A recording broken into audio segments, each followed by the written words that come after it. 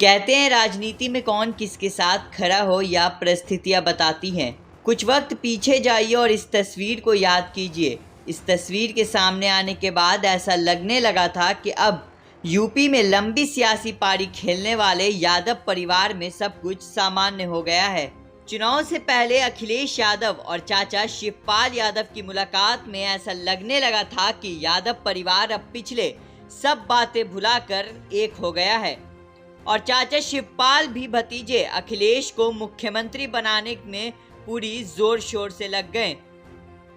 लेकिन रिश्ते में खटास तब आई जब सीट का बंटवारा हुआ। तब शिवपाल यादव को केवल एक सीट मिली, वह भी उनकी अपनी जसवंत नगर की सीट। चुनाव के बाद अब नतीजे सामने आए तो सपा को झटका लगा और अखिलेश यादव मुख्यमंत्री की कुर्सी तक नहीं पहुंच पाए।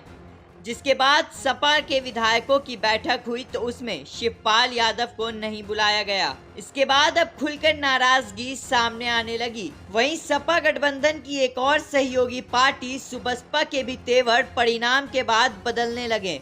यह तब खुलकर सामने आया जब राष्ट्रपति चुनाव में सुबसपा प्रमुख ओम प्रकाश राजभर ने एनडीए की उम्मीदवार द्रौपदी मुर्मू को समर्थन देने का ऐलान किया। अब इसके बाद कल यानी शनिवार के दिन सपा ने अपना बयान जारी करते हुए एक पत्र निकाला जिसमें चाचा शिवपाल के स्वतंत्र होने की बात थी। जारी पत्र में लिखा था, माननीय शिवपाल सिंह यादव जी, अगर आपको लगता है कहीं और ज्यादा सम्मान मिलेगा तो वहां जाने के लिए आप स्वतंत्र हैं।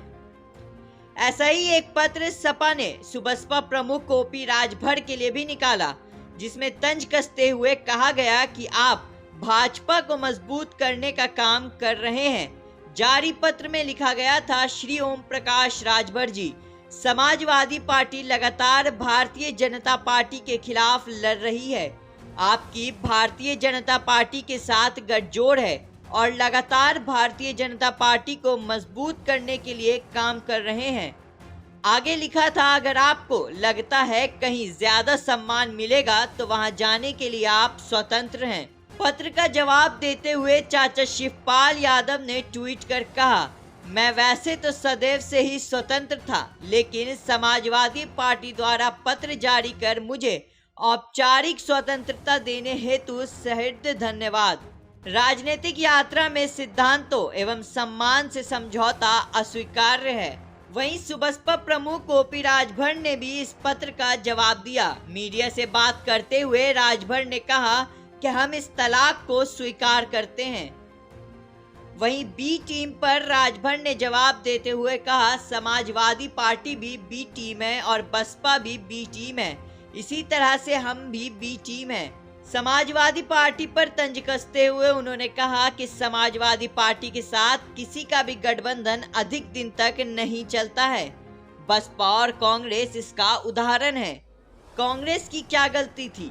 बसपा के साथ लोकसभा चुनाव 2019 में गठबंधन था लेकिन अचानक टूट गया। वहीं ओपी राजभर ने बसपा से हाथ मिलाने के संकेत जरूर दिए हैं लेकिन अभी खुलकर बातें सामने नहीं आई हैं। इस पत्र के बाहर आने के बाद अब यह साफ हो गया है कि राजभर और चाचा शिवपाल का सपा से गठबंधन खत्म हो गया है, लेकिन शिवपाल यादव का अगला कदम क्या होता है यह देखने वाली बात होगी।